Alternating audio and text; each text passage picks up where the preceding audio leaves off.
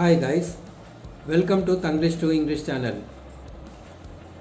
இன்னைக்கு வந்து ஒரு செட் பேட்டர்ன் ஒரு எக்ஸாம்பிள் சென்டென்ஸ் கொடுக்குறேன். அந்த சென்டென்ஸில் சில வேர்ட்ஸை மட்டும் நீங்கள் மாற்றி ப்ராக்டிஸ் பண்ணுறதுக்காக ஒரு எக்ஸசைஸ் இன்றைக்கி நான் உங்களுக்கு கொடுக்க போகிறேன். ஒரு சிம்பிளான ஒரு சென்டென்ஸ் எடுத்துக்கோமே. அவன் சந்தோஷமாக இருக்கான். அவன் சந்தோஷமாக இருக்கிறான். he is ஹாப்பின்னு சொல்கிறோம் இல்லையா, he is happy. இப்போ நீங்கள் என்ன பண்ணுங்கன்னா, சின்ன சென்டென்ஸ் தான் அது. அந்த ஹீங்கிறத சப்ஜெக்ட் எடுத்துருங்க, எடுத்துகிட்டு வேறு சப்ஜெக்டை போட்டுக்கிட்டே வாங்க. She is happy, it is happy, தேக்கு வந்து ஆறு போட்டுருங்க. They are happy, we are happy, you are happy இல்லையா, இந்த மாதிரி. அல்லது பேர் கூட போடலாம், மிஸ்டர் ப்ரௌன் இஸ் ஹாப்பி. இந்த மாதிரி ப்ராக்டிஸ் பண்ணுங்கள். அப்போ சப்ஜெக்டை மாற்றி மாற்றி அந்த ஹாப்பிங்கிற வேர்டு வச்சுக்கிறோம். வச்சுக்கிட்டு he is happy, she is happy, it is happy, இந்த மாதிரி ப்ராக்டிஸ் பண்ணுங்கள். ஓகே, இப்போ நான் என்ன செய்ய போகிறேன்னா, இன்னொரு வேர்டு இதில் சேர்க்க போகிறேன். He is usually happy. அவன் வழக்கமாகவே சந்தோஷமாக இருக்கான். சந்தோஷமாக இருக்கிறதுங்கிறது ஒரு நிலை, அதுக்கு மேற்கொண்டு நம்ம ஒரு பொருளை சேர்க்குறோம். அதுக்கு he is usually happy, she is usually happy, they are usually happy, we are usually happy, it is usually happy. இந்த மாதிரி ப்ராக்டிஸ் பண்ணணும். அடுத்தது இப்போ செட் பேட்டர்ன் உங்களுக்கு என்னென்னு தெரிஞ்சிருக்கோன்னு நினைக்கிறேன். உங்களுக்கு இப்போ அந்த மாதிரி சொல்கிறதுக்கு உங்களுக்கு கஷ்டமாக இருந்ததுன்னா, இப்போ நான் சொன்னதே திரும்பி நீங்கள் ரிவ்யூ பண்ணி எழுதிட்டு சின்ன சின்ன சென்டென்ஸாக எழுதிட்டு சப்ஜெக்டை மாற்றுங்க. அதுக்கப்புறம் ஏதாச்சும் ஒரு அட்ஜெக்டிவ் வந்து போட்டு சொல்லுங்கள். அட்ஜெக்டிவ் இல்லாமல் முதல்ல சொல்லுங்கள். அப்புறம் ஒரு அட்ஜெக்டிவ் சேர்த்து சொல்லுங்கள் ஒரு நவுனோட. அந்த மாதிரிலாம் பண்ணலாம். அப்புறம் வேர்பு இருந்துச்சுன்னு சொன்னால் ஒரு அட்வர்பு சேர்த்து நீங்கள் ப்ராக்டிஸ் பண்ணலாம். இந்த மாதிரி ப்ராக்டிஸ் பண்ணிக்கிட்டே வந்தீங்கன்னா உங்களுக்கு ஃப்ளூவன்சி டெவலப் ஆகும். ஓகேவா? இப்போ அதே மாதிரி இன்னொரு எக்ஸாம்பிள் ஹாப்பி மாதிரி சொல்கிறேன். ஷீ இஸ் ஹியர், அவள் இங்கே இருக்கிறாள். She is here. இப்போ அது சப்ஜெக்ட் மாற்ற போகிறோம். He is here. ஷீ வந்து என்ன பண்ணிட்டான், ஹீன்னு மாற்றிட்டான். அப்போ ஹீ இஸ் உங்களுக்கு ஃப்ளூவெண்ட்டாக வந்துடுது வாயில். அதே மாதிரி தே ஆர் ஹியர் வருமா? ப்ராக்டிஸ் பண்ணி பாருங்கள்.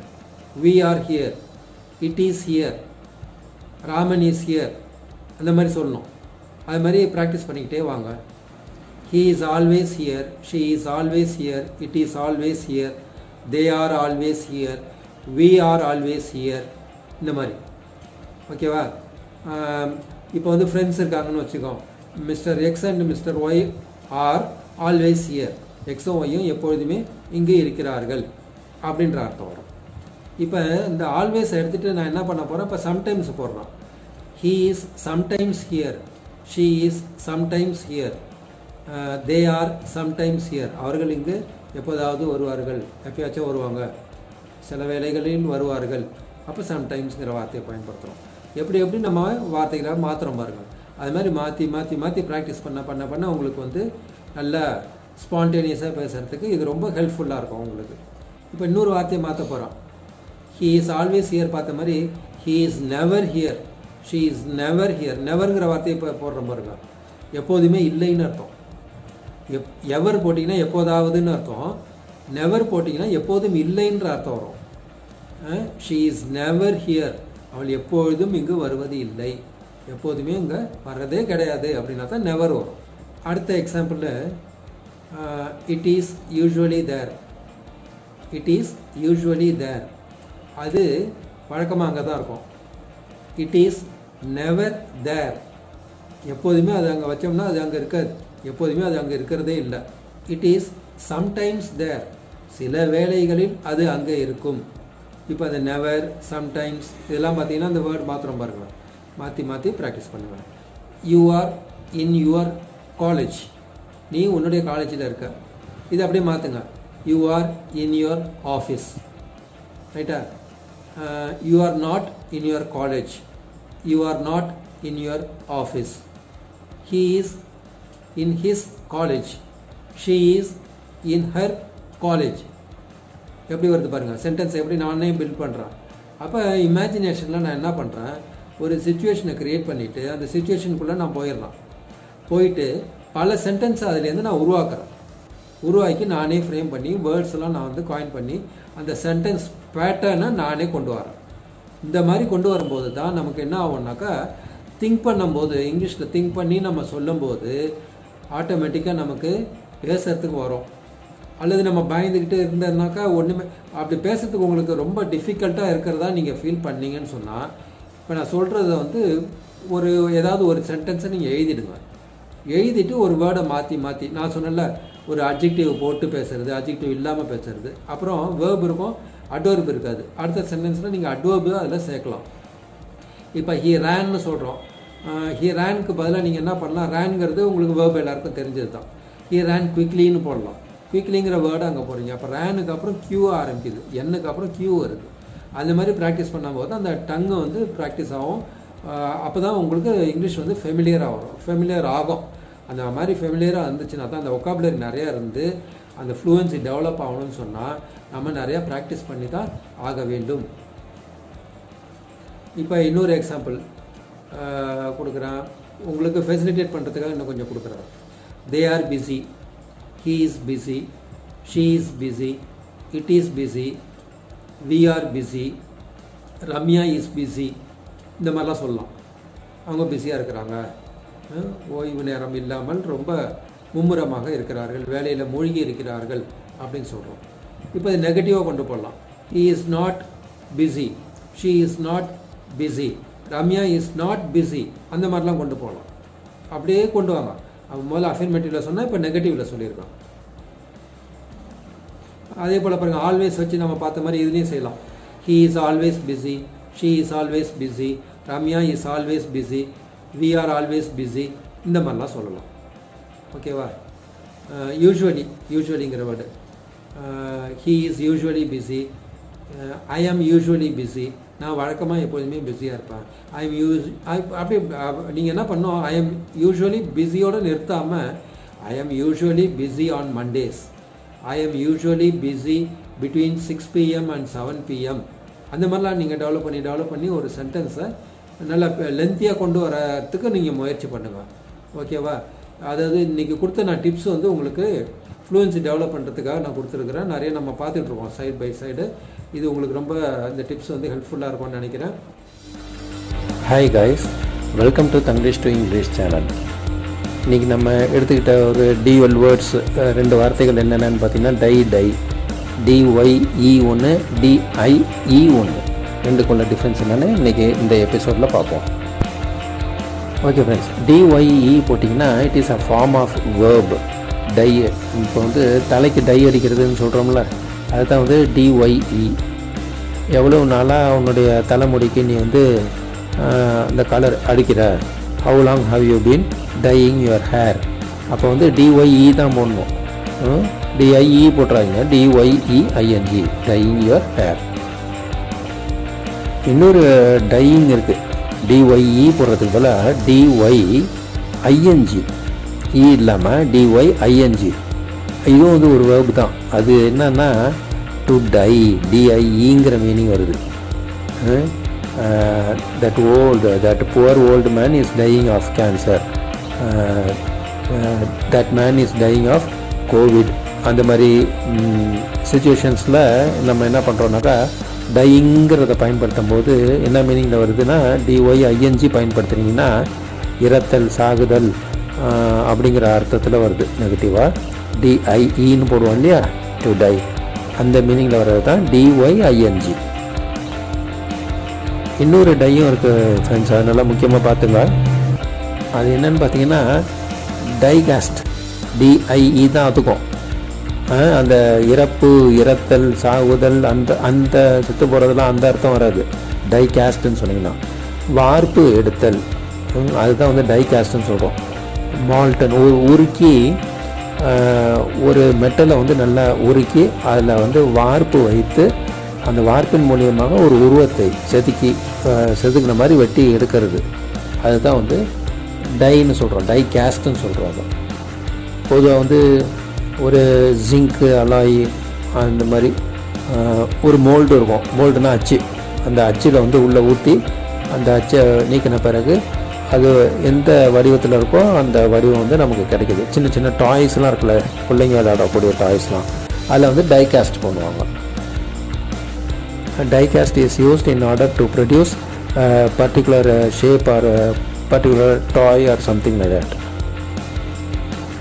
எல்லா மெட்டலையும் நம்ம உருக்கி வந்து டையில் கொடுத்து அதை வந்து உருவாக்கலாம். இப்போ வந்து முக்கியமாக நம்ம அதிகமாக பயன்படுத்துகிறது வந்து காப்பரு, பிரான்ஸு, பிராஸு. அந்த செம்புன்னு சொல்கிறோம் இல்லையா, அதே மாதிரி வந்து பிராஸுன்னா பித்தளை, அது மாதிரி இருக்கக்கூடியது தான் நம்ம அதிகமாக வந்து டையில் வந்து பயன்படுத்தக்கூடியதாக இருக்குது மெட்டலில். ஏன்னா இந்த காப்பர், பிரான்ஸு, பிராஸ்லாம் வந்து ரெட் மெட்டல்னு பேர். நம்ம டையில் கொடுத்து எடுத்து அதை வார்ப்பு எடுக்கிறது வந்து ரொம்ப ஈஸியானது இந்த ரெட் மெட்டல்லாம்.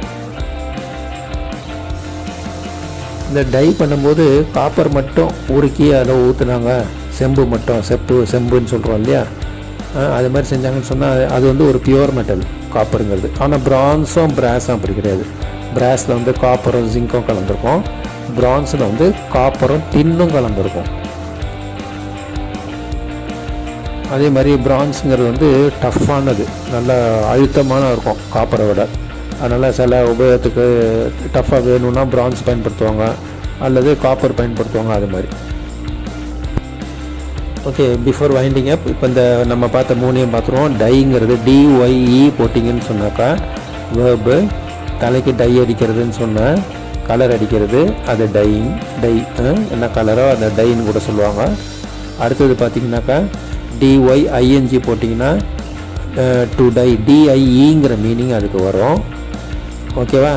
டை கேஸ்ட்டுன்னு பார்த்தீங்கன்னாக்கா இந்த மோல்டன் உருக்கி அச்சு வார்ப்பு எடுத்தல், அதுலேயே தான் வந்து டை கேஸ்ட்டுன்னு சொல்கிறோம். மெழுகு கூட உருக்கி நம்ம அந்த வேக்ஸ்ன்னு சொல்கிறோம் இல்லையா, அதை கூட உருக்கி வார்ப்பு மூலியமாக உருவங்களை எடுக்க முடியும். அது கூட டை காஸ்ட்னு சொல்லலாம். Okay friends, welcome to Thanglish to English channel. Hello friends, இன்றைக்கி நம்ம என்ன பார்க்க போகிறோன்னா கவுன்சில் ரெண்டுக்கும் உள்ள டிஃப்ரென்ஸ் என்னன்னு பார்ப்போம். Council COUNCIL council. இன்னொன்று வந்து COUNSEL கவுன்சில். கவுன்சில்னு சொன்னாக்கா ஒரு லோக்கல் பாடின்னு என்ன, முனிசிபாலிட்டி அல்லது கார்பரேஷன் இதெல்லாம் இருக்குது இல்லையா, பஞ்சாயத்து யூனியன், இதெல்லாம் வந்து லோக்கல் பாடிஸ்ன்னு சொல்கிறோம்.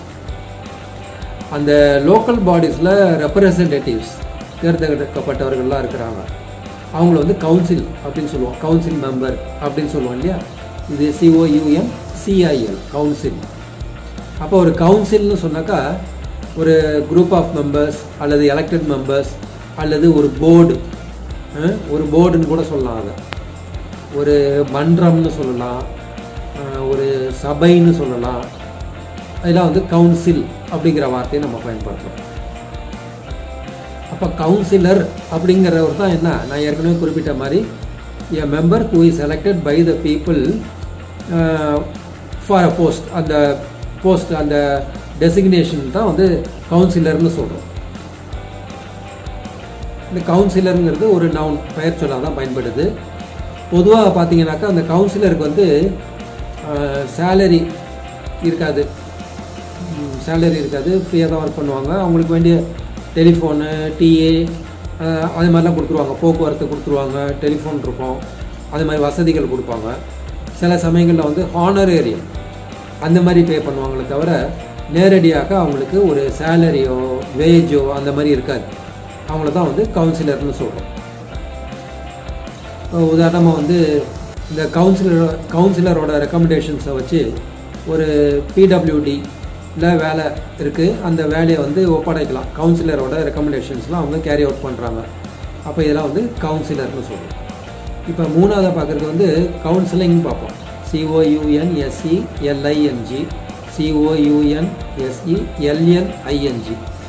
ஒரு எல் போட்டாலும் சரி, 2 எல் போட்டாலும் சரி, ஒரே மீனிங் தான். அமெரிக்கன்ஸ் வந்து ஒரு எல் போடுறாங்க கவுன்சிலிங்க்கு. பிரிட்டிஷ் இங்கிலீஷில் பார்த்தீங்கன்னா 2 எல் வரும், COUNSELLING. கவுன்சிலிங்னா வேறு ஒன்றும் இல்லைங்க, செல்லிங்கிற வார்த்தை அதிலே இருக்குது பாருங்கள். செல்னா என்ன, விற்பனை செய்தல், விற்பது இல்லையா. கவுன்சிலிங்கில் என்ன பார்க்குறாங்கன்னா, one who sells is ideas is called a counsellor. தன்னுடைய எண்ணத்தை, தன்னுடைய கருத்தை, தன்னுடைய அறிவை மற்றவங்களுக்கு பகிர்ந்து கொடுப்பது, எடுத்து சொல்வது, எடுத்துரைப்பது, ஆலோசனை வழங்குவது, இதை கவுன்சிலர். அப்போ ஒரு கவுன்சிலர்னால் யார்? ஒரு ப்ராப்ளம் இருக்குது, ஒரு பர்சன் இருக்காங்க, அப்போ அதை ஸ்டடி பண்ணுறாங்க, அனலைஸ் பண்ணுறாங்க, பண்ணிவிட்டு அவங்களுடைய ப்ராப்ளமை லிசன் பண்ணி அதுக்கு ஒரு தீர்வு கொடுக்குறாங்க இல்லையா, அவங்கள கவுன்சிலர்னு சொல்லுவோம். கவுன்சிலர் கிடையாது, நம்ம முனிசிபாலிட்டி கவுன்சிலர்னு பார்த்தோம்னா அது கிடையாது, இது கவுன்சிலர்னு சொல்லணும். அப்போ ஒரு councillor is always a trained person. நன்றாக பயிற்சி பெற்ற படித்தவர் தான் வந்து ஒரு கவுன்சிலராக இருக்க முடியும். இப்போ மெடிக்கல் ஃபீல்டில் எடுத்துக்கிட்டிங்கனாக்கா ஒரு டாக்டர், சைக்காட்ரிஸ்ட்டு அல்லது ஒரு சோஷியல் ஒர்க் முடித்தவங்க, இவங்களாம் வந்து கவுன்சிலர்ஸ்ன்னு நம்ம சொல்கிறோம். ஆலோசனை வழங்கக்கூடிய தகுதி பெற்றவர்கள். முதல்ல வந்து பேசிவ் லிசனர்ஸாக இருப்பாங்க, அதுக்கப்புறம் வந்து ரூட் காசு இதெல்லாம் வந்து அவங்க சில மெத்தடாலஜிஸ் வச்சு அதன்படி ஆலோசனை வழங்கக்கூடியவங்கள கவுன்சிலர்ஸ்ன்னு சொல்கிறோம். ஸ்பெல்லிங் வந்து ஒரு எல்லம் போடலாம், 2 எல்லம் போடலாம் கவுன்சிலர்ஸுக்கு. இப்போ கடைசியாக அதே கவுன்சில் COUNSEL இன்னொரு இடத்துலையும் பயன்படுது. இது எங்கே பயன்படும்னு பார்த்தீங்கன்னா கோர்ட் ஆஃப் லா, கோர்ட்டுன்னு சொல்கிறோம் இல்லையா, வழக்காடு மன்றம், அந்த இடத்துல கவுன்சில், என்னுடைய கவுன்சில்னு சொன்னால் என்னுடைய லாயர்னு அர்த்தம். He is my council for prosecution சொல்லலாம், அல்லது he is my council for my defence. மேலே கேஸ் போட்டிருக்காங்க, அதுக்கு டிஃபெண்ட் பண்ணணும் இல்லையா, அதுக்கு ஒரு லாயர் வைக்கிறோம், அவங்கள கூட நம்ம கவுன்சில்னு சொல்லுவோம். அப்போ நம்ம வந்து கவுன்சிலுக்கு வந்து 2 மீனிங் பார்த்துருக்குறோம். அந்த 2 மீனிங் தெரிஞ்சுங்க. கவுன்சில்னால் என்னென்னு பார்த்துருக்கோம், கவுன்சிலர்னால் என்னென்னு பார்த்துருக்கோம். இதுக்கெல்லாம் இந்த 4 டேர்ம்ஸையும் நல்லா மனப்பாடம் பண்ணிங்க. மனப்பாடம் பண்ணலனாலும் அது ஆட்டோமேட்டிக்காக 2-3 தடவை கேட்டிங்கனாலே உங்களுக்கு மனசில் பதிஞ்சிடும். Okay friends, welcome to Thanglish to English platform. இன்றைக்கி செஷனில் நம்ம என்ன பார்க்க போகிறோம் அப்படின்னு பார்த்தீங்கன்னா, நிறைய பேருக்கு நிறைய கன்ஃபியூஷன் வரும். என்ன கன்ஃபியூஷன் பார்த்தீங்கன்னா, ப்ரொஃபைலுங்கிறோம், CV, கரிக்குலம் விட்டான்னு சொல்லுவாங்க, பயோடேட்டான்னு சொல்லுவாங்க, அதே மாதிரி ரெஸ்யூம். இப்போ இந்த 4க்கும் உள்ள டிஃப்ரென்ஸ் வந்து கொஞ்சம் தான் டிஃப்ரென்ஸ் இருக்கும். ஆனால் 4 வேறு வேறு என்னங்கிறத பார்ப்போம். ஏற்கனவே ஒரு எபிசோட நான் மென்ஷன் பண்ணியிருந்தேன், ஆனால் டீட்டெயிலாக சொல்லலை. இப்போ ப்ரிசைஸ்டாகவும் இருக்கும், அதே சமயத்தில் நல்லா உங்களுக்கு தெளிவாக புரிகிற மாதிரி இந்த எபிசோடில் நம்ம பார்ப்போம். நம்ம ஃபஸ்ட்டு எடுத்துக்கிறது வந்து ப்ரொஃபைல் எடுத்துக்குவோம். ப்ரொஃபைல் வந்து எப்பொழுதுமே ஒருத்தரோட ப்ரொஃபைலு அப்படின்னு சொன்னீங்கன்னா ஒருத்தரோட ப்ரொஃபைலாக தான் இருக்கணுங்கிறது அவசியம் கிடையாது. ஒரு பொருளோட ப்ரொஃபைலாக கூட இருக்கலாம். ஒரு ஆப்ஜெக்ட், ஒரு திங், ஒரு ஆர்டிக்கல், அதோட ப்ரொஃபைலாக கூட இருக்கலாம். அதே மாதிரி ஒரு மனிதரை பற்றி ஷார்ட்டாக சிம்பிளாக நச்சுன்னு கொடுக்கக்கூடியது அதுதான் profile. It gives some amount of information or some outline about a person or a thing. ஒரு பொருளை பற்றியோ ஒரு நபரை பற்றியோ ஒரு வெளிப்புறமான ஒரு ஐடியா கிடைக்காம இருக்குது பார்த்தீங்களா, அந்த மாதிரி சமயத்தில் ஒரு ஐடியா கிடைக்கிறதுக்காக கொடுக்கக்கூடியது தான் இந்த ப்ரொஃபைலுக்கு. வந்து இன்னொரு மீனிங்கும் இருக்குது, டிக்ஷனரி மீனிங். என்னன்னு பார்த்தீங்கன்னா, ஒருத்தரோட முகம் இருக்குது, முகவெட்டுன்னு சொல்லுவோம்னா தமிழில், அதை வந்து சைட்லேருந்து பார்க்குறோம், ஆனால் முகம் ஃபுல்லாக தெரியாமல் அந்த பார்டர் மட்டும் தெரியுதுன்னு வச்சுக்குவோம். நமக்கு பின்னாடி ஒரு வெளிச்சம் இருக்குது, அப்போ அந்த முகத்தினுடைய பார்டர் மட்டும் தெரிஞ்சுன்னு சொன்னால் அதை கூட ப்ரொஃபைல்னு சொல்லலாம். ப்ரொஃபைல் பிக்சர்னு சொல்கிறோம்ல, அதுதான் அது. ஃபேஸ் இருக்கணுங்கிற அவசியம் இல்லை, அந்த அவுட்டரை வச்சே கண்டுபிடிச்சிடலாம் யாருன்ட்டு ஏறக்குறையா. இப்போ காந்தி படம்லாம் நம்ம வரைகிற பாருங்க, அவர் தலை இருக்குது, அப்புறம் கண்ணாடி இருக்குது, அதை வச்சு நம்ம இதுதான் காந்தியோட அது சிம்பிள் மாதிரி ஆகிடுச்சுப்போ இல்லையா. அதுதான் வந்து நம்ம ப்ரொஃபைல். ஷார்ட்டாக இருக்கணும், அதான் ப்ரொஃபைல். அப்போ ஒருத்தரை பற்றி நம்ம சுருக்கமாக சொல்கிறது, ஒரு பொருளை பற்றி ரொம்ப சுருக்கமாக சொல்கிறது, இதெல்லாம் வந்து ப்ரொஃபைலில் வரும். இதில் வந்து டீட்டெயிலாக எதையுமே கொடுக்கக்கூடாது, அவுட்லைன் பிக்சர் மட்டும்தான் கொடுக்கணும். ரெண்டாவது நம்ம பார்க்க போகிறது வந்து பயோடேட்டா. பயோடேட்டா இப்போ இது கேள்விப்பட்டிருப்பீங்க, பயோகிராஃபி. ஒருத்தருடைய வாழ்க்கை வரலாறை பற்றி ஒரு புத்தகம் எதுனா அது பயோகிராஃபின்னு சொல்கிறோம். ஆட்டோபயோகிராஃபி, ஆட்டோனா தனக்கு தானேன்னு அர்த்தம். ஆட்டோபயோகிராஃபினா சுயசரிதை, ஒருத்தருடைய சரித்திரத்தை அவரே எழுதி கொள்வது வந்து ஆட்டோபயோகிராஃபி. இதுதான் ரெண்டாவது நம்ம பார்க்க போகிறது. பயோடேட்டா வந்து ஏறக்குறைய அந்த மாதிரி இருக்கும். அதில் வந்து டீட்டெயிலாக இருக்கும். ப்ரொஃபைலை விட இது நல்லா எலாபரேட்டாக டீட்டெயில்டாக நிறையா ஐட்டம்ஸ் அதில் இன்க்ளூட் பண்ணி நம்ம சொல்லக்கூடியது தான் பயோடேட்டா. இது பொருளுக்கு பொருந்தாது. பயோடேட்டா வந்து மனிதர்களுக்கு மட்டும்தான் பொருந்தக்கூடியதாக இருக்கும். ஒரு பயோடேட்டாவில் நிறைய வெரைட்டிஸ்ன்னு சொன்னாக்கா ஒரு மேரேஜ் பயோடேட்டாங்கிறது வேறு. அதே மாதிரி அப்ளிகேஷன் ஒரு ஜாபுக்கு அப்ளை பண்ணுறோம்ல அந்த பயோடேட்டா வேறு. இந்த மாதிரி கிளாஸிஃபை பண்ண முடியும் பயோடேட்டாவை. அதுக்கு தகுந்த மாதிரி நம்ம அதை ப்ரிப்பேர் பண்ணணும்.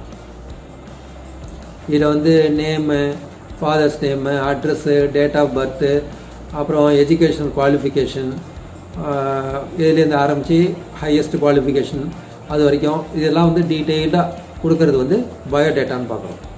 இப்போ இதுலேருந்து என்ன புரியுதுன்னா, biodata is a common term. It can be used for it can be a marriage biodata or biodata for applying for a post or applying for a job. ரெண்டுமே பயோடேட்டான்னு தான் சொல்லணும். இப்போ நம்ம மூணாவதாக பார்க்க போகிறது வந்து சிவி, கரிக்குலம் விட்டாய்.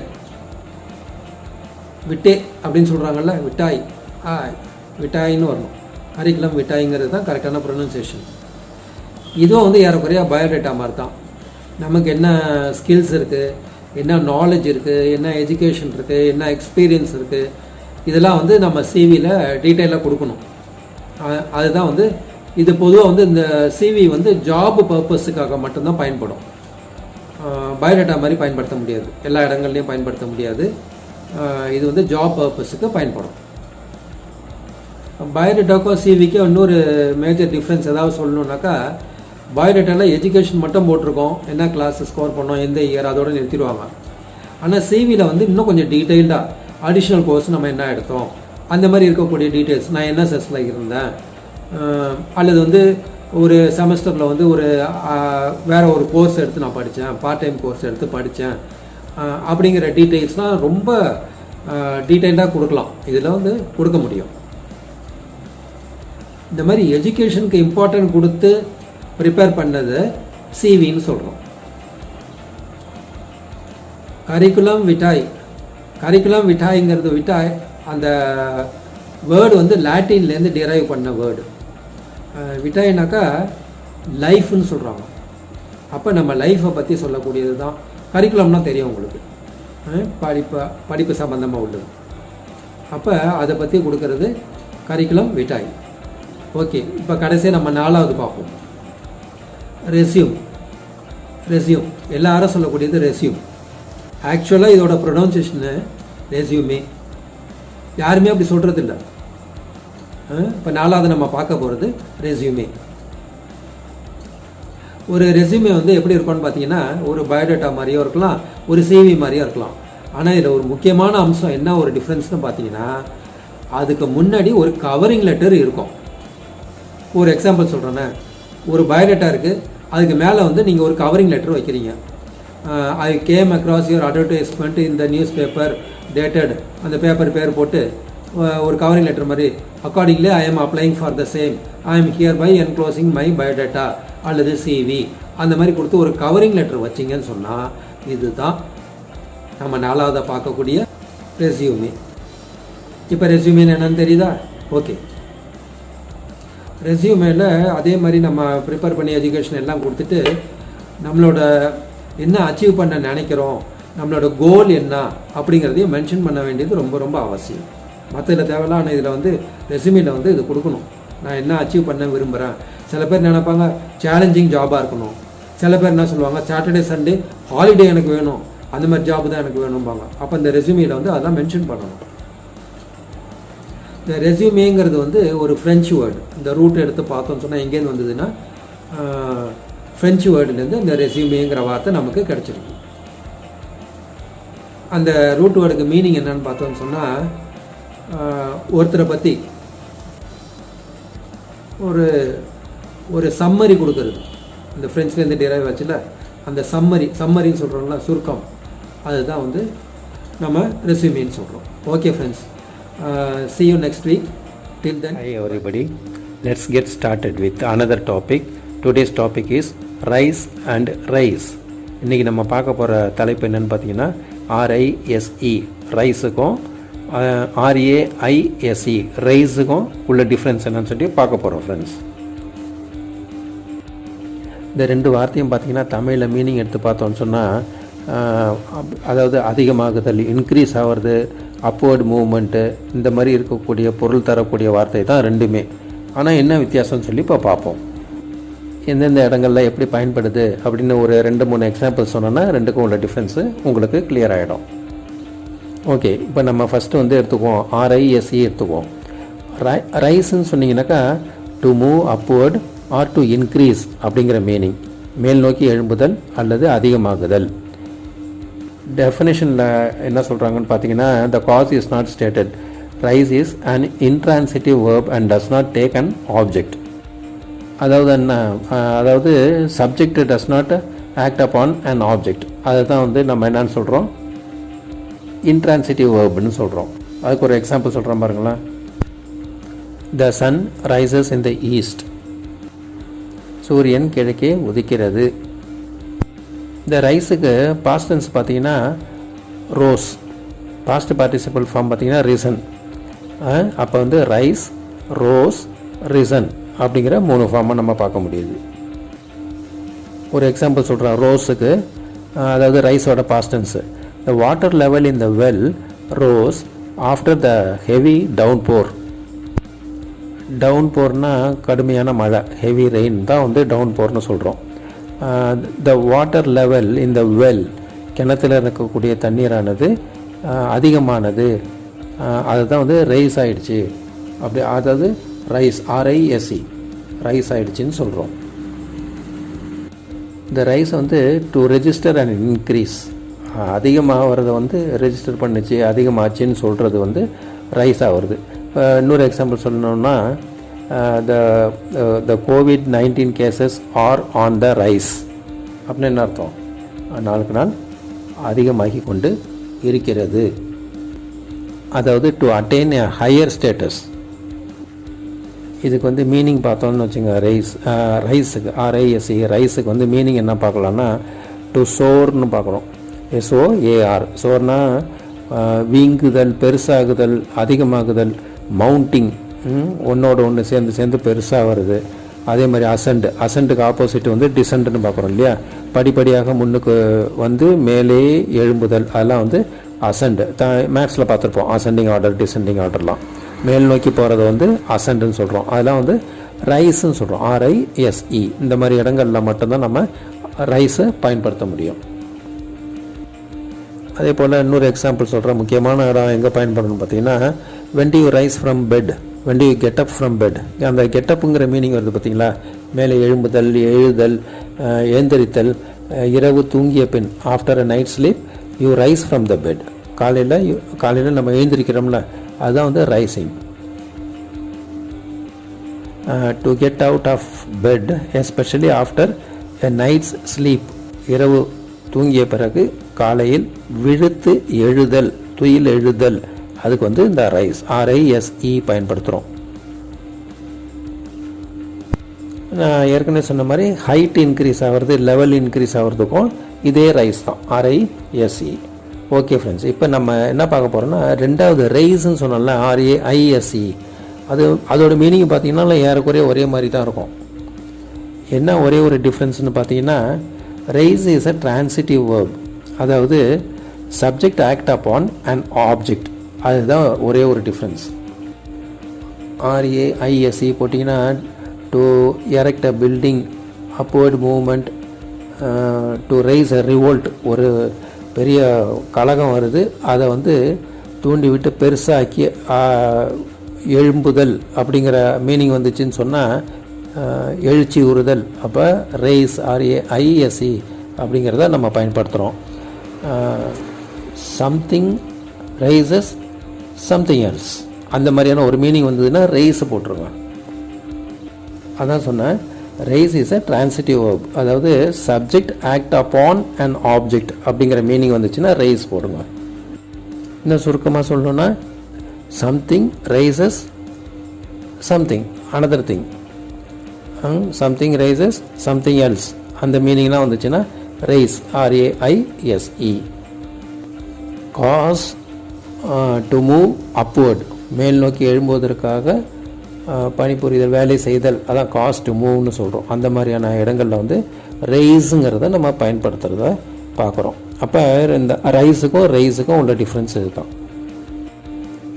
பிஃபோர் வைண்டிங் அப் ஒரே ஒரு சுருக்கமாக சொல்லணுன்னா, RISE போட்டிங்கன்னா இன்ட்ரான்சிட்டிவ் வேர்பு, RAISE போட்டிங்கனாக்கா ட்ரான்சிட்டிவ் வேர்பை நம்ம பயன்படுத்துகிறோம். அதாவது the subject should act upon and ஆப்ஜெக்ட்னு வந்துச்சுன்னு சொன்னால் raise RAISE பயன்படுத்த வேண்டும்.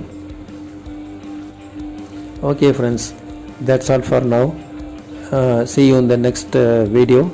Till then, bye. Hello friends, happy to meet you once again.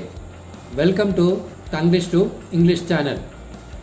In today's session, we are going to see the difference between complement and complement.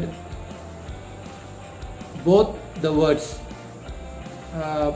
are pronounced as the same, but if you look at the spelling, there is just a letter is changed. One complement is COMPLEMENT. The other one instead of E we are going to use I, complement. So let me say the difference along with some examples.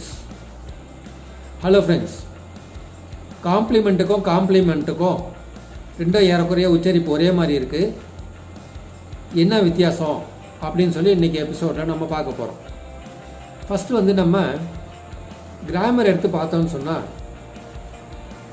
Complement COMPLEMENT இதை வந்து கிராமரில் நம்ம பயன்படுத்தி ஹைஸ்கூலில் நம்ம பார்த்துருப்போம்.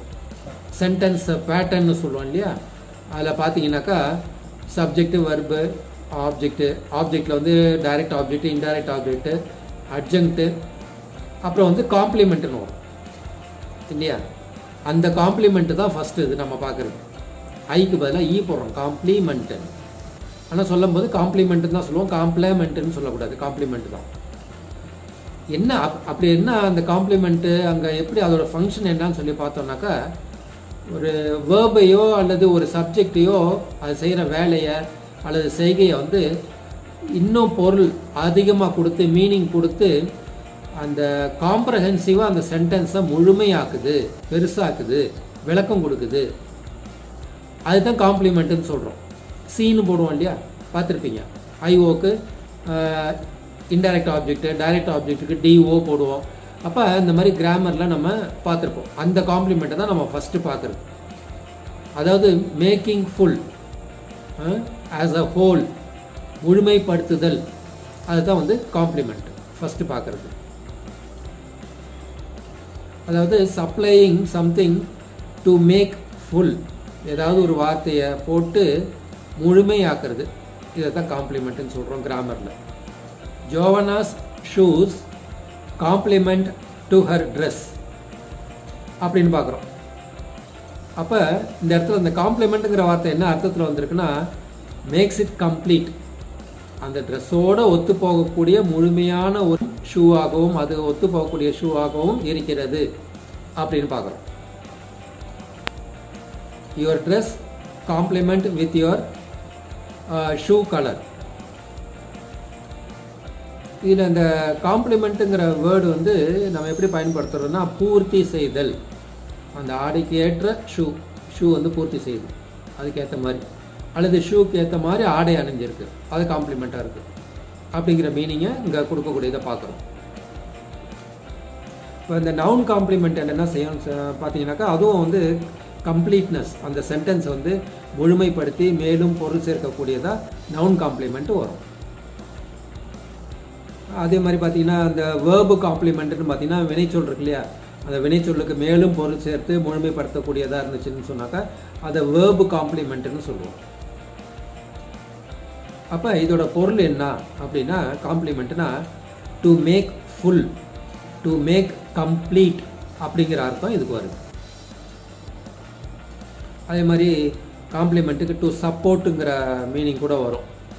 இப்போ வந்து ஒரு 2 colours எடுத்துக்குவோமே, they complement to each other சொல்லலாம், அந்த மாதிரி பயன்படுத்தலாம். முழுமைப்படுத்தக்கூடியதாக இருக்கிறது கலர் வாஷ் பண்ணும்போது, அல்லது ஒரு வீட்டினுடைய ஃப்ரண்ட் எலிவேஷனில் கலர் கொடுக்குறாங்க, இப்படி கூட சொல்லலாம்.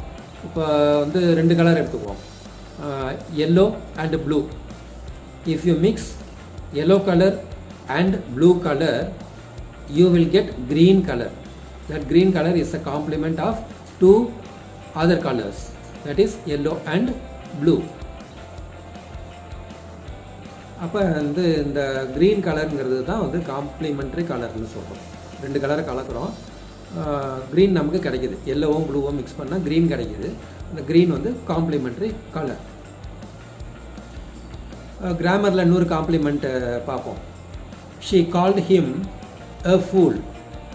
ஷீ சப்ஜெக்டு, கால்டு வந்து வெர்பு. எ ஃபூல்ங்கிறது வந்து இந்த இடத்துல வந்து காம்ப்ளிமெண்ட்டாக வந்திருக்கு. அப்போ கிராமரில் எப்படி நம்ம பயன்படுத்துகிறோம் காம்ப்ளிமெண்ட்டுன்னு பார்த்தீங்கன்னா, வேர்பு கூட அல்லது சப்ஜெக்டு கூட பயன்படுத்தி முழுமை அடைய செய்கிறது, அந்த சென்டென்ஸை மேலும் விரிவாக முழுமை அடைய செய்கிறது தான் காம்ப்ளிமெண்ட்டுன்னு பார்க்குறோம். ஒரு ஹோட்டலில் போய் நல்ல ஒரு sumptuous square meal, full meal order பண்ணுறீங்க, நல்லா சாப்பிட்ணும் அப்படின்னு நினைக்கிறீங்க. அப்போ என்ன பண்ணுறாங்க, ஸ்டார்டர்லேருந்து ஆரம்பித்து மெயின் கோர்ஸ் வராங்க, நிறைய டிஷ் ப்ரிப்பேர் பண்ணியிருக்காங்க, சாப்பிட்றீங்க. எல்லாம் முடிஞ்ச பிறகு கடைசியாக என்ன கொடுக்குறாங்க, டெசர்ட் கொடுக்குறாங்க இல்லையா? அப்போ அந்த டெசர்ட் வந்து ரொம்ப அருமையாக இருக்குது, எல்லாமே ரொம்ப நல்லா இருந்துச்சு. எல்லாத்தோட ஹைலைட்டு கடைசியாக கொடுத்தாங்க பாரு அந்த டெசர்ட்டு, அதுதான் ஹைலைட் அப்படின்னு சொல்கிறோம்ல. அப்போ அதுதான் காம்ப்ளிமெண்ட்டுன்னு சொல்கிறோம். த dessert that was given in that hotel was a complement அப்படின்னு சொன்னால், அந்த இடத்துல நம்ம என்ன பண்ணுறோன்னா COMPLEMENT போடுறோம். காம்ப்ளிமெண்ட்னா முழுமையடைய செய்தது, அந்த உணவை முழுமை பெற செய்தது, அந்த அர்த்தம் வந்துடும். இந்த இடத்துல காம்ப்ளிமெண்ட்டுக்கு ஐ போட்டுறக்கூடாது. அப்படியே ஐ சப்போஸ் போட்டுட்டிங்கன்னா அதுக்கும் மீனிங் இருக்குது. அது என்ன மீனிங் ஆகிடும்னா ஃப்ரீன்னு ஆகிடும்.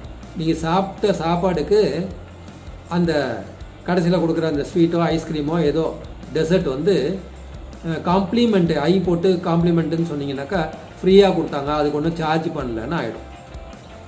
ஓகே, இருக்க முக்கியமான மீனிங் என்னன்னு பார்த்தீங்கன்னா, ஒருத்தரை வாழ்த்துறது, போற்றுவது, புகழ்வது அப்படின்லாம் சொல்கிறோம்ல, அதுவும் காம்ப்ளிமெண்ட் தான். ஒருத்தரை வாழ்த்துறோன்னு சொன்னாக்கா அவங்க பதிலுக்கு என்ன சொல்லுவாங்கன்னா, தேங்க்யூ ஃபார் யுவர் காம்ப்ளிமெண்ட்ஸ்னு சொல்லுவாங்க. Fantastic, you look very super in this dress அப்படின்னு சொல்கிறீங்க. பார்க்குறதுக்கு ரொம்ப அழகாக இருக்க நீ இந்த ட்ரெஸ்ஸில், இந்த ஆடையில் ரொம்ப உனக்கு பொருத்தமாக இருக்குது அப்படின்னு சொல்லும்போது அது வந்து ஒரு காம்ப்ளிமெண்ட் அவங்களுக்கு. அப்போ அவங்க பதிலுக்கு என்ன சொல்கிறாங்க, உன்னுடைய வாழ்த்துதலுக்கு நன்றி அப்படின்னு சொல்கிறாங்க. தேங்க்யூ ஃபார் யுவர் காம்ப்ளிமெண்ட்டுன்னு சொல்லுவாங்க. அப்போல்லாம் ஐ தான் நம்ம பயன்படுத்தணும். அப்போ வந்து மீனிங் என்ன வருதுன்னா, அட்மிரேஷன், ப்ரைஸ் பண்ணுறது, ப்ரைஸ்னால் வாழ்த்துறது, அப்ரூவல் கொடுக்குறது, ஓகே எல்லாம் சரியாக இருக்குது அப்படின்னு சொல்கிறது, இதுக்கெலாம் வந்து இந்த ஐ போட்டு காம்ப்ளிமெண்ட்டு பயன்படுத்துகிறோம். இதுக்கு greeting as a mark of ரெஸ்பெக்ட்னு கூட சொல்லலாம். ஒரு மதிப்பு மரியாதைக்காக ஒருத்தரை வாழ்த்துறது, அந்த மாதிரி சமயத்தில் கூட காம்ப்ளிமெண்ட்டு பண்ணுவோம். நம்ம தமிழில் சொல்லணுன்னா பாராட்டுதல் அப்படின்னு சொல்லுவோம். ஒரு ரிட்டையர்மெண்ட் ஃபங்க்ஷன் இருக்குது, அப்போ வந்து நிறையா காம்ப்ளிமெண்ட்ஸ் கொடுக்குறாங்க அப்படின்னு சொல்லும்போது அந்த பாராட்டுதல்னு சொல்கிறோம்ல, அதுக்கு காம்ப்ளிமெண்ட்டுங்கிறத நம்ம பயன்படுத்துகிறோம். A gift that is presented for the services rendered for over a long period of time, அதுக்கு கூட காம்ப்ளிமெண்ட்டுன்னு சொல்லலாம். ரொம்ப நாள் நீண்ட நாள் விசுவாசமாக ரொம்ப உழைத்ததற்காக ஒரு நிறுவனம் வந்து காம்ப்ளிமெண்ட்டு கொடுக்கலாம். உதாரணமாக கிராச்சுவிட்டின்னு சொல்கிறோம் இல்லையா, அந்த கிராச்சுவிட்டி வாங்குகிறோம், பணம் வாங்குகிறோம் இல்லையா, அது கூட ஒரு காம்ப்ளிமெண்ட்டு தான். இன்னொரு எக்ஸாம்பிள் சொல்கிறேன் இந்த காம்ப்ளிமெண்ட்டுக்கு. The teacher praised the students for faring well in the examination. She complimented the students அப்படின்னு சொல்லலாம். வாழ்த்துதல், போற்றுதல்னு பார்த்தோம் இல்லையா, அந்த மீனிங்கில் வரும். சில ஹோட்டல்ஸில் தான் நம்ம தங்கணும்னு சொன்னால் பிரேக்ஃபாஸ்ட் வந்து ஃப்ரீயாக கொடுப்பாங்க இல்லையா. அப்போ அந்த பிரேக்ஃபாஸ்ட் வந்து காம்ப்ளிமெண்ட்டுன்னு சொல்லுவோம். COMPLIMENT, காம்ப்ளிமெண்ட், ஃப்ரீயாக கொடுக்குறத காம்ப்ளிமெண்ட். அந்த அர்த்தத்துலேயும் ஐ போட்டிங்கன்னா இந்த 2 அர்த்தம் மட்டும் தான் வரும். காம்ப்ளிமெண்ட், ஃப்ரீயாக கொடுக்குறது காம்ப்ளிமெண்ட்டு, வாழ்த்துறது அதுவும் காம்ப்ளிமெண்ட் தான். ஓகே, இப்போ ஒருத்தர் சொல்கிறாங்க, மூணாவது என்ன சுச்சுவேஷனில் என்ன பார்க்குறோன்னா, give my compliments to your parents. இப்படியும் பயன்படுத்தலாம் அந்த காம்ப்ளிமெண்ட்ஸுங்கிற வார்த்தையை. Give my compliments to your பேரண்ட்ஸ்னா, give my regards to my parents, tell my about my wishes to your parents. அதுக்கு கூட காம்ப்ளிமெண்ட்ஸ் நம்ம பயன்படுத்தலாம். அப்போ ரிகார்ட்ஸ், குட் விஷஸ் அந்த மாதிரி அர்த்தம்லாம் வரக்கூடியது. குட் விஷஸ், ரிகார்ட்ஸ் இந்த மாதிரி அர்த்தம்லாம் தரக்கூடியது காம்ப்ளிமெண்ட். அதே போல் greetings, convey my greetings, convey my compliments அப்படி கூட பயன்படுத்தலாம். அந்த அர்த்தம் கூட வரும். இப்போ இந்த காம்ப்ளிமெண்ட்டு பார்த்தோம்னா COMPLIMENT இவ்வளோ நேரம் பார்த்தோம் இல்லையா, அதுக்கு வந்து ஆப்போசிட் வேர்டு வந்து இன்சல்ட். ஒருத்தரை இன்சல்ட் பண்ணுறதுன்னு சொல்கிறோம்ல, அதுக்கு ஆப்போசிட் தான் காம்ப்ளிமெண்ட். இப்போ உங்களுக்கு கிளியர் பிக்சர் கிடச்சிருக்கோன்னு நினைக்கிறேன். இப்போ ஃபஸ்ட்டு நம்ம பார்த்தோம் பார்த்தீங்களா, காம்ப்ளிமெண்ட்டு COMPLEMENT பார்த்தோம்ல, அதுக்கு ஆப்போசிட் ஆண்டனிம் வேர்டு என்னங்கிறதையும், டிஃப்ரென்ஸ், டைவர்ஸ், கான்ட்ரடிக்டரி, இதெல்லாம் வந்து நான் ஃபஸ்ட்டு சொன்ன காம்ப்ளிமெண்ட்டுக்கு ஆண்டனிம்ஸாக வரக்கூடிய வார்த்தைகள். இப்போது ரெண்டு காம்ப்ளிமெண்ட்டுக்கும் உங்களுக்கு டிஃப்ரென்ஸ் நல்லா தெரிஞ்சிருக்கும். ஸ்பெல்லிங்கில் மட்டும் ஒரு சின்ன சேஞ்ச் இருக்குது. மற்றபடி இது வந்து அமெரிக்கன் இங்கிலீஷில் ரெண்டையும் யூஸ் பண்ணலாம், பிரிட்டிஷ் இங்கிலீஷில் there is hard and fast rule அப்படின்லாம் நம்ம எடுத்துக்க முடியாது. அமெரிக்கன் இங்கிலீஷ்லேயும் சரி, பிரிட்டிஷ் இங்கிலீஷ்லேயும் சரி, ரெண்டு காம்ப்ளிமெண்ட்டுக்கும் ரெண்டு மீனிங் இருக்கக்கூடியதாக நம்ம பார்க்குறோம். ஓகே ஃப்ரெண்ட்ஸ், நம்ம முன்னாடி பார்த்தது கிராமரில் பயன்படுத்தக்கூடியது, ரெண்டாவதாக பார்க்குறது ஃப்ரீ அப்படிங்கிற மீனிங்கில் வரக்கூடியது, அல்லது வாழ்த்துதல், ரிகார்ட்ஸு, விஷஸ்ஸு அந்த மாதிரி அர்த்தத்தை கொடுக்கக்கூடியது. Hello friends, welcome to Thanglish to English channel. இன்றைக்கி நம்ம எபிசோடில் ஈச்சும் எவரியும் இதை பற்றி நம்ம பார்க்க போகிறோம். இப்போ ஈச்சு எவரி ரெண்டுமே பார்த்திங்கன்னா குவான்டிட்டியை, அளவை குறிக்கக்கூடிய ஒரு சொல்லாக தான் இருக்குது. இப்போ ஈச்சுன்னு சொன்னால் ஒவ்வொருன்னு சொல்கிறோம் தமிழில், எவ்ரினாலும் ஒவ்வொருன்ற அர்த்தம் வர மாதிரி நம்மளை கன்ஃபியூசிங்கான ஒரு வார்த்தையாக ரெண்டுமே இருந்துக்கிட்டு இருக்கு.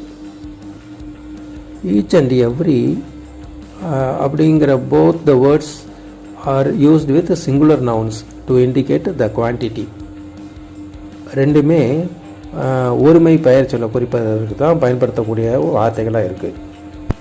ஈச்சுங்கிறது பொதுவாக எப்படி பயன்படுத்துவோன்னு சொன்னால், ரெண்டு அல்லது ரெண்டுக்கு மேற்பட்டதுங்கும்போது அந்த ஐட்டம் இருக்கு இல்லையா, நபரோ பொருளோ இருக்குது, ஒவ்வொன்றும் ஒவ்வொரு பொருளும் ஒவ்வொரு ஆளுமுங்கும்போது நம்ம ஈச்சு பயன்படுத்துகிறோம். இப்போ நிறையா இருக்கும்போது 3 or more ஐட்டம்ஸ் இன்வால்வ் ஆகிருந்துச்சுன்னு சொன்னால் எவ்ரி நம்ம பயன்படுத்துவோம். We tend to use each when we are thinking of items individually. ஒன்றும் கூட்டத்தில் இருக்கக்கூடிய ஒவ்வொன்று பொருளும் அல்லது ஒவ்வொரு நபரும் அப்படின்னாக்கா நம்ம ஈச் பயன்படுத்துகிறோம். And every when we are thinking of them collectively, ஒட்டு மொத்தமாக எல்லாரும் இருக்கும்போது அதில் இருக்கக்கூடிய ஒவ்வொருவரும் அப்படின்னு சொல்லும்போது, குறிப்பிட்டு சொல்லும்போது எவ்ரி. அப்போ லார்ஜ் நம்பராக இருந்ததுன்னா நம்ம எவ்ரிங்கிற வார்த்தையை பயன்படுத்துகிறத பார்க்குறோம். அப்போ நம்ம சுருக்கமாக சொல்லணும்னா, each refers to an individual object or person. ஒரு தனிப்பட்ட ஒரு பொருள், ஆப்ஜெக்ட் அல்லது ஒரு தனிப்பட்ட ஒரு நபர் அப்படிங்கும்போது ஈச் பர்சன் அப்படின்னா ஒவ்வொரு நபரும் அப்படிங்கிற அர்த்தத்தில் வருது. இது வந்து பொதுவாக எங்கே யூஸ் பண்ணுவோன்னு கேட்டிங்கன்னா, மோர் ஃபார் ஸ்மால் நம்பர்ஸ். நான் ஏற்கனவே சொன்ன மாதிரி it is used more usual for a small number. கூட்டத்தில் இருக்கக்கூடிய ஒவ்வொருவரும் அவங்களுக்கு உரிய இண்டிவிஜுவாலிட்டியை குறிக்கும் போது ஒவ்வொரு நபரும் கூட்டத்தில் இருக்கக்கூடிய அப்படிங்கும்போது it emphasises the individuality of the things or the people in a group. அப்படிங்கும்போது நம்ம ஈச்சுங்கிற வார்த்தையை பயன்படுத்துகிறோம். Each child has a different talent அப்படின்னு சொல்கிறோம். ஒவ்வொரு குழந்தைக்கும் ஒரு வித்தியாசமான திறமை இருக்கிறது. அப்போ ஈச் சைல்டுன்னு சொல்கிறோம். ஒவ்வொரு குழந்தைக்கும் தனியாக எடுத்து பேசும்போது ஒவ்வொரு குழந்தையும் ஒவ்வொரு மாதிரி தான் இருக்கும். அப்படிங்கும்போது ஈச் சைல்டு பயன்படுத்துகிறோம். நபருக்கு தான் பயன்படுத்தணும் இல்லை, பொருளுக்கும் ஆப்ஜெக்ட்னு சொன்னோம் இல்லையா. Each of these books is worth reading. இது நிறைய புத்தகங்கள் இருக்குது, அதில் ஒவ்வொரு புத்தகமும் இதை படிக்கக்கூடியது வந்து ரொம்ப நம்ம ஒர்த்து, ரொம்ப பயனுள்ளதாக இருக்கும் அப்படின்னு சொல்லும்போது each of these books is worth ரீடிங்னு சொல்கிறது கரெக்டாக இருக்கும். இந்த இடத்துல எவ்ரி ஆஃப் தீஸ் புக்ஸ்ன்னு சொல்ல முடியாது, ஈச் ஆஃப் தீஸ் புக்ஸ்ன்னு தான் வரும். இப்போ எவ்ரி எங்கே பயன்படுத்துறது, எப்படி பயன்படுத்துறதுன்னு எக்ஸாம்பிளோட பார்ப்போம். எவ்ரிங்கிறது it refers to a group of objects or lumped together as one. நிறையா ஒத்தையாக நிறையா இருக்குது, எல்லாத்தையும் ஒன்றா சேர்த்து வச்சுருக்குறோம். அதில் இருக்கக்கூடிய ஒவ்வொன்றும் அப்படிங்கும்போது எவரி அப்படிங்கிற வார்த்தையை பயன்படுத்துகிறோம். இன்னும் சுருக்கமாக சொல்லணுன்னா புரிஞ்சுக்கிற மாதிரி it is more usual for large numbers. எப்படி ஈச் வந்து ஸ்மால் நம்பர்ஸுக்கு பயன்படுத்துகிறோமோ 2 or 3 அப்படின்னு பார்த்தோம் இல்லையா ஐட்டம்ஸ் இருக்கும்போது, அதை மாதிரி பெரிய நம்பர்ஸில் இருக்கும்போது லார்ஜ் நம்பர்ஸில் இருக்கும்போது நம்ம வந்து எவரிங்கிறத பயன்படுத்துகிறோம். ரெண்டாவது எப்படி பயன்படுத்துகிறோம்னாக்கா it is use to emphasize all the members of the group. அந்த கூட்டத்தில் அந்த மொத்தத்தில் இருக்கக்கூடிய எல்லாத்தையும் குறிக்கும்போது all the members of the group அப்படின்னு வரும்போது எல்லாரையும் குறிப்பிடும்போது நம்ம எவரி தான் பயன்படுத்துவோம், ஈச் பயன்படுத்த முடியாது. Every is used with a singular noun always. அதே மாதிரி ஈச்சையும் நம்ம சிங்குலர் நவுனில் தான் பயன்படுத்துவோம். ஒரு எக்ஸாம்பிள் சொல்கிறேன் பாருங்களேன் எவரிக்கு. Every plate in this hotel was dirty.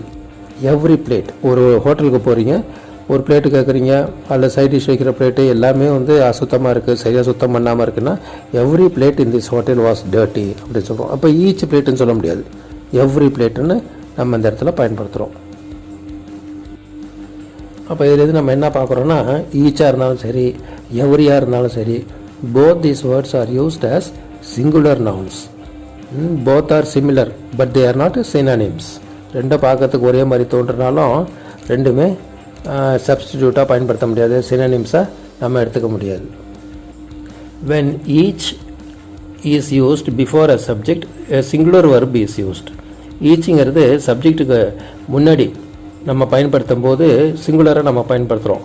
உதாரணமாக பார்த்தீங்கன்னா each of these children has a pet of some kind. Each of these children has a pet of some kind. இங்கே இருக்கக்கூடிய குழந்தைகளில் ஒவ்வொருத்தரும் பார்த்திங்கன்னா ஏதாவது ஒரு பெட்டை அவங்க வளர்ப்பு பிராணியை வச்சுருக்கிறாங்க அப்படிங்கிற அர்த்தத்தில் வருது. இன்னொரு எக்ஸாம்பிள் சொல்கிற பாருங்களேன் ஈச்சுக்கு. Each animal is going to be taken to the veterinary hospital, veterinary doctor. Each animal is going to be taken to the veterinary hospital. ஒவ்வொரு மிருகமும் அனிமலும் is going to be taken எடுத்து செல்லப்பட இருக்கிறது, வெட்டினரி டாக்டர்கிட்ட போய் காட்டுவதற்காக இருக்கின்றன அப்படிங்கிற போது நம்ம ஈச்சு பயன்படுத்துகிறோம். இப்போ ஈச் வந்து when it is used after a subject, சப்ஜெக்ட்டுக்கு பிறகு பயன்படுத்தினா ப்ளூரல் வெர்பை நம்ம பயன்படுத்துகிறத பார்க்க முடியும். ரொம்ப ரேர் அக்கேஷன்ஸு இருந்தாலும் இது தெரிஞ்சு வச்சுங்க. The houses each have a different structural fault. if each houseன்னு சொல்லாமல் நான் என்ன சொல்லிட்டேன், the houses each have a different structural fault. இந்த வீடு நிறைய கட்டப்பட்டிருக்கு, அதில் ஒன்றுலேயும் ஸ்ட்ரக்சரல் ஃபால்ட் கட்டும்போது ஏற்பட்டு இருக்கக்கூடிய சில குறைபாடுகள் இருக்குது அப்படின்னு சொல்லும்போது the houses each have a different structural faultன்னு சொல்கிறோம். இப்போ அதே மாதிரி அடுத்தது பாருங்களேன். சப்ஜெக்ட்டுக்கு பிறகு பயன்படுத்தும் போது ப்ளூரல் வெர்பு தான் யூஸ் பண்ணுறோன்னு சொல்லலாம்ல. அதுக்கு இன்னொரு எக்ஸாம்பிள் பாருங்கள். The companies are each holding a Christmas party. Each கம்பெனின்னு சொல்லல நம்ம, the companies are each holding a Christmas party. Okay friends, ஓரளவுக்கு இப்போ கிளியராக இருக்கும்னு நினைக்கிறேன். உங்களை டெஸ்ட் பண்ணுறதுக்கு ஒரு 4-5 எக்ஸாம்பிள்ஸ் சொல்கிறேன். ஆன்சர் வந்து நீங்கள் இதை கொஸ்டின் ஒரு சென்டென்ஸாக கொடுக்குறேன், ஈச் வருமா எவரி வருமானு நீங்கள் மனசுக்குள்ளே சொல்லி பாருங்கள், அதுக்கப்புறம் நான் ஆன்சர் சொல்கிறேன். Dash of the students has 2 workbooks. Dash of the students has 2 workbooks. அந்த டேஷில் ஈச் வருமா எவரி வருமா? Dash of the students has 2 workbooks. Right. Each தான் வரும். Each of the students has 2 workbooks. Second example. There is a train dash 1 hour.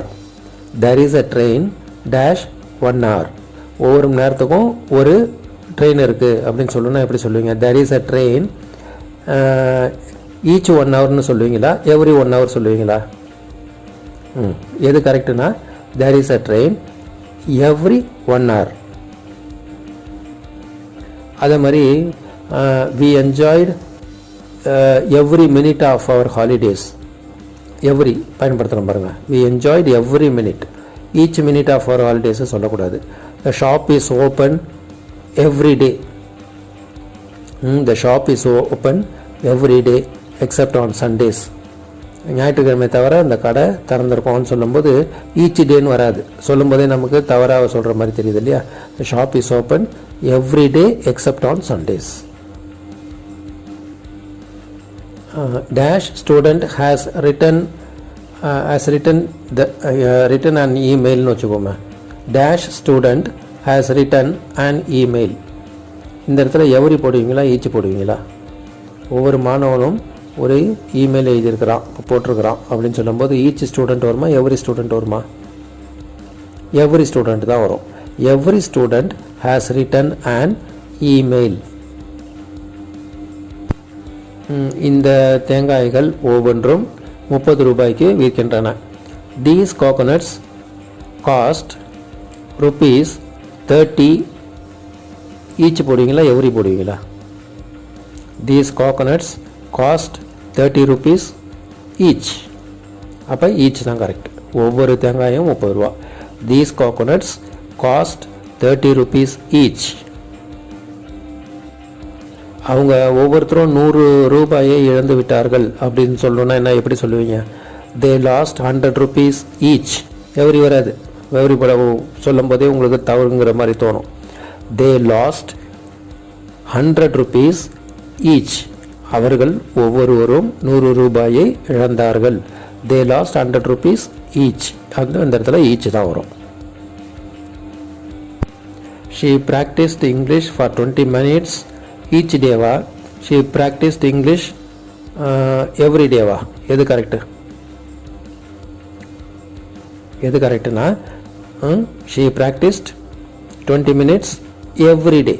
She practised English every டேங்கிறது தான் சரியான பதில். ஓகே ஃப்ரெண்ட்ஸ், இதே மாதிரி நீங்கள் ப்ராக்டிஸ் பண்ணிவிட்டு வாங்க. ஈச் எவ்ரி எங்கெங்கே உங்கள் கண்ணில் பார்க்குறீங்களோ அதெல்லாம் கொஞ்சம் ஸ்டடி பண்ணுங்கள். பண்ணிங்கன்னா நான் செட் ஆஃப் ரூல்ஸ் கொடுத்துருக்கேன். எங்கெங்கே ஈச் பயன்படுத்தணும் எவ்ரி பயன்படுத்தணும் அப்படிங்கிறத நம்ம பார்த்தோம். அதை ஒரு தடவை ரிவ்யூ பண்ணிங்க, மிஸ்டேக் இல்லாமல் பார்த்துங்க. Okay friends, see you with another topic next week.